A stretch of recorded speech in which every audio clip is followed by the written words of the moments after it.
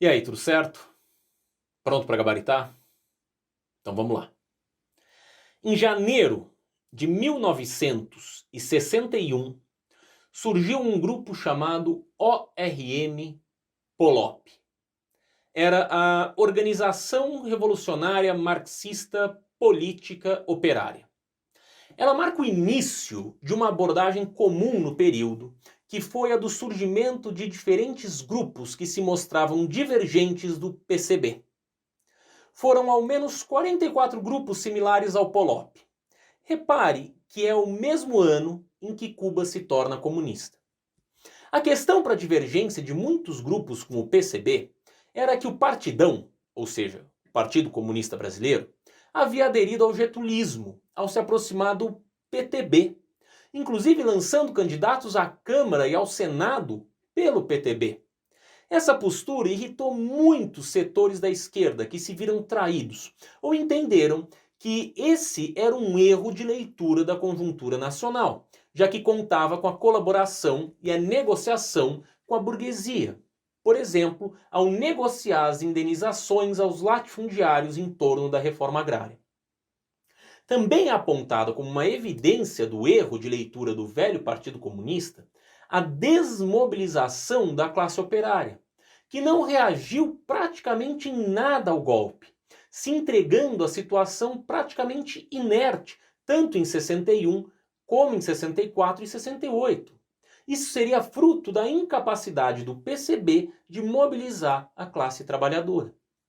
Assim, essas organizações se reaproximavam do marxismo-leninismo e defendiam alguns pontos básicos: a imprescindibilidade do partido, a inevitabilidade da revolução e o papel histórico da classe trabalhadora na revolução. Dessa forma, esses grupos revolucionários se viam como vanguardas, ou seja, como uma elite que conscientizaria a população, que contagiaria o povo, tentando levar a revolução aos quatro cantos do país. Pensavam que a ciência estava com eles, que os exemplos de revoluções e mesmo de lutas em outros países serviriam de lições a serem aprendidas e replicadas em território nacional. Outro ponto comum nas organizações que surgiram na década de 60 é a percepção de que é preciso agir. Até a década de 60, a esquerda, ou seja, o PCB, não era revolucionária, não lutava pela revolução, não fazia ações revolucionárias, como contagiar o povo por uma luta armada, mobilizar grandes greves nacionais, derrubar o governo, nem nada do tipo. O PCB havia se tornado mais um partido político que agia, como no tempo do João Goulart, como um grupo político próximo a setores do PTB, até porque o PCB era ilegal. Mas para Carlos Marighella, líder da ALN, a função dessas organizações é agir. Em suas palavras, a obrigação de todo revolucionário é fazer a revolução. Marighella era um antigo líder do PCB, rompeu com o partido e fundou a ALN. Cessou as discussões sobre a teoria marxista e partiu para a ação, o que a seu ver era a tarefa do movimento. Mas os grupos não concordavam em tudo, nem tinham as mesmas características. Isso quer dizer que a esquerda não esteve completamente unida e que muitas vezes as fragmentações aconteciam durante as ações ou logo depois das ações. Isso trouxe como consequência a diluição ainda maior de um movimento que já nasceu fragmentado. Isso significou a perda de coesão, se é que em algum momento houve, entre os integrantes dos movimentos. Integrantes, aliás, que nem eram muitos.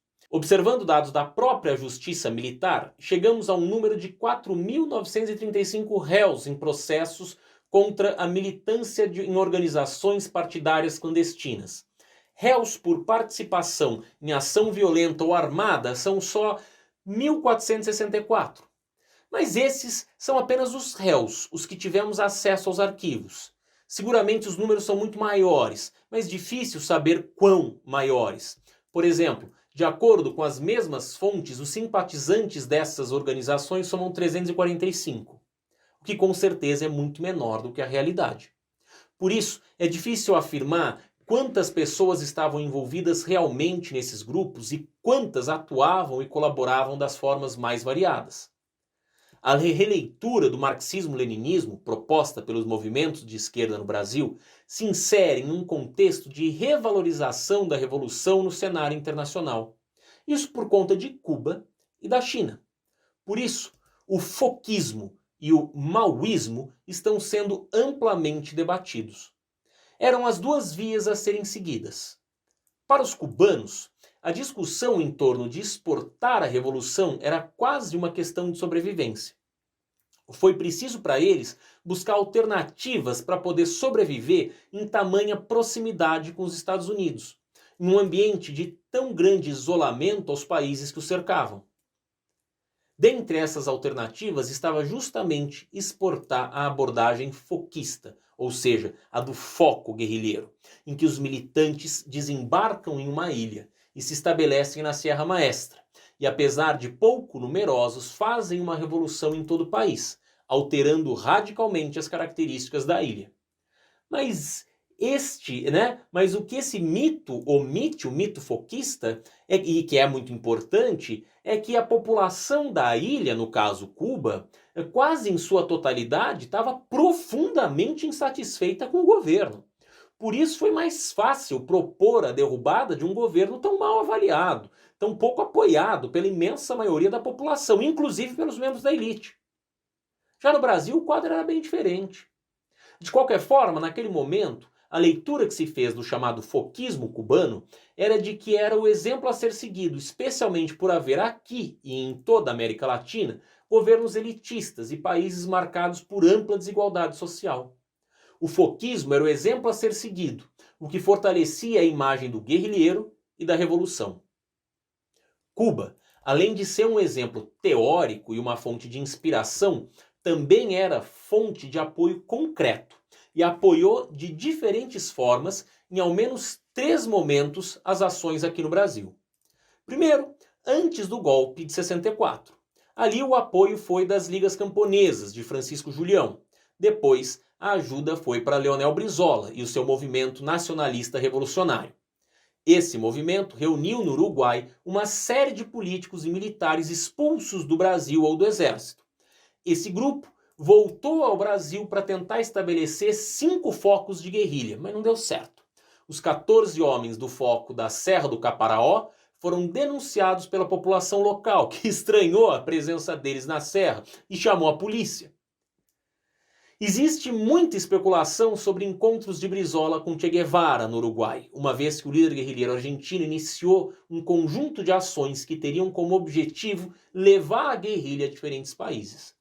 Há relatos de que o movimento guerrilheiro no Brasil teria um foco na fronteira com a Bolívia, justamente para fazer conexão com Che e aquela guerrilha que, assim como o foco do Caparaó, se instalou em 1966. Alguns afirmam até reuniões entre Che e Marighella. A partir de 67, ficou claro que os focos de guerrilha do MNR não funcionariam. Então, o terceiro momento da ajuda cubana. Surge Carlos Marighella como maior esperança dos revolucionários no Brasil. Entre 67 e 70, Cuba treina guerrilheiros de muitas organizações de esquerda nacionais, o MR8, a ALN, a VPR e por aí vai, sendo a ALN como a mais significativa sob os olhares cubanos, e as demais importantes para o apoio, mas não mais. Esse apoio se dá desde a presença de Marighella na Organização Latino-Americana de Solidariedade, que tinha por objetivo propagar a revolução. Embora, de fato, tenha havido apoio, treinamento, reconhecimento, inspiração e tudo que a Revolução Cubana representava para os guerrilheiros brasileiros, Marighella teve uma relação de certa tensão ao não permitir que Cuba simplesmente direcionasse os caminhos a serem percorridos aqui no Brasil, muito menos interferisse nos assuntos internos, não apenas da ALN, como de outros grupos. Isso significou um esforço muito grande por parte de Marighella em mostrar a capacidade de resistir e promover a revolução aqui no Brasil por suas próprias pernas. Claro que isso até a sua morte em 1969. É preciso, porém, entender a pressão cubana no funcionamento da guerrilha por aqui, dada a importância do Brasil em relação ao continente. Mas a corrente cubana de pensamento já não era a única, e os comunistas brasileiros sabiam disso. Já havia tensões significativas entre os comunistas do mundo todo desde 1924. Mas depois do governo de Stalin e a separação ou o cisma sino-soviético, ou seja, a ruptura entre China e União Soviética, o racha entre russos e chineses, que começa em 56 e 57 e se formaliza em 60, repercute para o mundo inteiro. No Brasil, temos uma situação semelhante. Em 62, o PCB perde uma parte de seus membros com o surgimento do PCdoB. Dentre as origens do problema está, por exemplo, o abandono da luta armada e as críticas ao stalinismo. O PCdoB atuou até 69, ao mesmo tempo de forma legal, ou seja, dentro da lei, e de forma clandestina. Apesar de defender a luta armada desde 62, somente em 69 se dedicou a ela, mas se opondo à abordagem foquista. O PCdoB preferiu a abordagem maoísta, aquela baseada em um longo movimento popular, uma guerra popular partindo do campo para a cidade. Era isso que os fazia lutar ainda entre 72 e 74, quando todos os outros movimentos guerrilheiros, essencialmente urbanos, já haviam caído, trucidados pelas engrenagens de repressão. O foco inicial da luta, que começaria no campo, era justamente o sul do Pará, a guerrilha do Araguaia. Interessante que, assim como Cuba, a China promoveu treinamentos militares aos guerrilheiros brasileiros. Justamente na véspera do golpe, partiu para lá um grupo de 10 membros do partido para um curso político-militar. E outros 2 grupos conseguiram ir à China até 66. Daí a visão de que os grupos guerrilheiros eram de vanguarda, ou seja, lideranças a serem seguidas, exemplos a serem seguidos, contagiando a população para adesão a uma forma de resistência capaz de derrubar o regime. Isso é o que levava à ideia de que era preciso o militarismo do PCdoB. Outra organização, a VPR, ou Vanguarda Popular Revolucionária, que também era extremamente militarista, teve por particularidade a ressignificação do papel do operariado na Revolução. Eles entenderam que somente os grupos ainda não integrados ao capitalismo poderiam resistir num pensamento bastante heterodoxo, já que Marx fala da tese antítese e síntese como uma surgindo de dentro da outra e não vindo de fora. Heterodoxas ou não, as organizações foram surgindo e sendo desmontadas entre 61 e 72. Entre 61 e 72. Apenas PCdoB, que foi derrotado em 74, durou um pouco mais. Esse fracasso quase absoluto se deve a um conjunto de fatores absolutamente delineados. Primeiro, a incapacidade dos movimentos fazerem com que a sociedade se identificasse com seus ideais. Ou seja, a sociedade, ao contrário do que houve em Cuba, em alguma medida na China, não aderiu. Depois, a tortura como prática comum, um instrumento básico de interrogatório.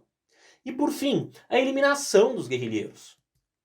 Os que sobreviveram, presos ou clandestinos, somente foram reinseridos na sociedade depois de 79, ou depois da revisão da Lei de Segurança Nacional. O movimento guerrilheiro é mais célebre por sua atuação nas cidades. Essas lutas surgiram já em 67 e têm seu auge a partir de 69, quando inúmeros estudantes ingressam nas vanguardas como forma de resistir ao cerco iniciado pelo governo aos estudantes no primeiro semestre de 68. Mas a opção pela luta armada já vinha desde as ligas camponesas, ainda no governo Jango, quando são montados sítios para treinamento militar das ligas. A notícia da existência desses sítios chega à imprensa, que os noticia amplamente. Depois o MNR, que perdeu em Caiapó. Até aqui são 2 iniciativas brasileiras apoiadas por Cuba, ambas com base no foquismo rural. Uma segunda fase da resistência teria sido por parte dos movimentos urbanos, a LN, MR8, o VPR, o Molipo, que é o Movimento de Libertação Popular, além do Colina, que é o Movimento de Libertação Nacional, e o MRT, que é o Movimento Revolucionário Tiradentes. Cada um deles possui suas especificidades, mas, sobretudo, possuem em comum grandes distinções dos movimentos da primeira fase. Isso é, são movimentos de homens de classe média, jovens, escolarizados. Claro, havia muitas mulheres no movimento, inclusive de destaque, mas a massa era composta por homens. Nesse sentido, nessa composição, temos grande diferença dos movimentos anteriores, já que as ligas camponesas são trabalhadores rurais com pouquíssima escolarização. E o MNR são majoritariamente ex-militares afastados pelo AI-1 e AI-2. A terceira fase é que é a guerrilha do Araguaia, em que os guerrilheiros tentam formar ali a resistência entre 72 e 74. As ações urbanas são conhecidas e buscavam a chamada desapropriação de dinheiro, para preparar a guerrilha rural e também para fazer a propaganda da luta. Vários foram os locais em que os assaltos de desapropriação ocorreram. Casas comerciais, bancos, principalmente bancos. Além disso, sequestros de diplomatas, 4 ao todo. O objetivo do sequestro do diplomata é tornar a existência da ditadura pública no exterior e também, por conseguinte, divulgar a resistência. Outra ação emblemática foi a do capitão do exército Carlos Lamarca, que com mais 3 homens se apropriou de 63 fuzis FAL do exército brasileiro, levando esse armamento do 4º Regimento de Infantaria em Quintaúna, perto de São Paulo. Além desse, temos a desapropriação do chamado cofrinho do Adhemar, do político Adhemar de Barros, que além de levantar muitos dólares para o movimento, se apropriou de dinheiro reconhecidamente produzido de maneira indevida, né, roubado, né, de maneira indevida, evidentemente, dos cofres públicos. Mais uma ação que ficou conhecida foi o assassinato ou justiçamento do empresário Henning Boyelsen, um reconhecido financiador da tortura no Brasil. Essas ações, especialmente do sequestro do embaixador em 69, fizeram com que as esquerdas não percebessem suas reais condições, tendo se iludido. O sequestro de Charles Elbrick foi um sucesso em setembro de 69. O assassinato de Marighella 2 meses depois foi um banho de água fria. Marighella era contrário ao sequestro justamente porque esperava que a partir daí viria uma reação ainda mais letal por parte do governo. Em pouco tempo, o que mais se buscava entre os guerrilheiros era garantir a própria sobrevivência. Mais ainda do que a sobrevivência das organizações ou do movimento. Os assassinatos nos porões da ditadura eram inúmeros, as torturas brutais, a anuência do governo incrível e a sociedade imóvel. Apesar das diferentes visões, abordagens e características dos movimentos de esquerda, fica ainda um ponto em comum: o fato da sociedade não ter aderido ao projeto. Estava previsto por todos os grupos que em um primeiro momento apenas as vanguardas lutariam. Mas era previsto também que a partir de um segundo momento a população aderiria ao projeto e empurraria a revolução.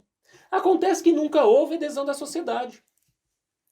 Se por um lado o governo foi fechando o cerco, torturando, promovendo delações, infiltrando agentes, eliminando e amedrontando, por outro, temos que entender e perceber o abismo entre a sociedade, a luta armada, e o objetivo da luta armada.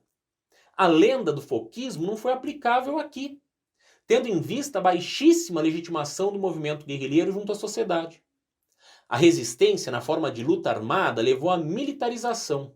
Era preciso resistência física e psicológica, voluntarização para eventual morte em enfrentamento contra a polícia, seja a polícia militar ou mesmo do exército. Sentido de resiliência, desprendimento da família, da casa, dos bens. Entrar na luta armada era demasiadamente sacrificante. E qual seria o motivo que levaria a população a aderir a esse sacrifício? A Revolução Cubana, o leninismo, o maoísmo? Se a adesão era baixa, a capacidade de resistir e permanecer também era. O índice de letalidade era enorme entre os quadros das organizações, ou seja, membros das organizações. Os lamentos, a cada vez que alguém caía, ou seja, era preso, ou cada vez que um aparelho, ou seja, um apartamento, um ponto, um lugar de encontro era descoberto, enfim, sempre que havia algo que se lamentar, os guerrilheiros ficavam com o pensamento de que, e se eu tivesse dado ouvido a tal pessoa, ou se eu não tivesse demorado, ou se tivesse saído um pouquinho mais rápido. A verdade é que com o passar do tempo as coisas iam ficando cada vez mais evidentes, cada vez mais a ditadura ia batendo a porta. Assim, foram poucos os guerrilheiros que conseguiram sair do país sem serem presos ou torturados. Nos últimos estágios da luta armada, temos a morte de Carlos Lamarca. Para Lamarca, segundo seu biógrafo, Partir para a luta armada não era uma escolha vinda do marxismo-leninista ou do maoísmo. Lamarck era um capitão do exército que se indignou com os caminhos do golpe de 64, com a desigualdade, com a tortura, com a miséria, com a injustiça. Para Lamarck, assim como para outros tantos membros da luta armada, a questão não era Marx ou Cuba ou China. A questão era um país mais justo. Mas as organizações buscavam legitimidade em certos cientistas políticos, ou buscavam legitimidade em revolucionários, ou em alguém para se inspirar. Assim, o caminho de Lamarck teria sido o contrário, da indignação à adesão a um movimento. Lamarck precisou abrir mão da família e da casa que tinha no Rio de Janeiro, levou fuzis do exército à VPR e também ensinou os combatentes a usá-los. No movimento guerrilheiro, conheceu Yara Yavalberg. Ela era muito mais teórica que ele do ponto de vista dos conhecimentos marxistas. Yara ensinou Marx ao capitão do exército. Com o movimento completamente sufocado, com todos presos, com a ditadura tendo terminado apenas 11 anos depois da morte de Lamarck, que foi um dos últimos suspiros da luta armada, resta aos historiadores contar esse embate entre o Estado e este grupo de homens e mulheres. Como contar essa história? Como separar o que de fato aconteceu do que se gostaria que tivesse acontecido? Como fazer para que a história não seja contada nem pelos vencidos, nem pelos vencedores? Essa é uma tarefa difícil, talvez impossível, mas é isso que estamos tentando fazer aqui. A escrita da história não deve contemplar lados nem valores pessoais do historiador. Ao falar da luta armada, estamos falando de um violentíssimo combate entre visões de mundo opostas, entre o governo que havia e o governo que se desejava. Qual governo se desejava? Difícil saber.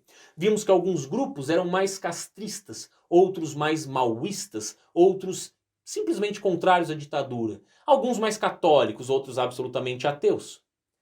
O que sabemos é que com o fim do movimento guerrilheiro imposto pelo seu estrangulamento, literalmente falando, o país começa a ver a queda da popularidade do governo pelo seu fracasso econômico, especialmente após 1973, em que o crescimento diminui e a desigualdade social está fora do controle.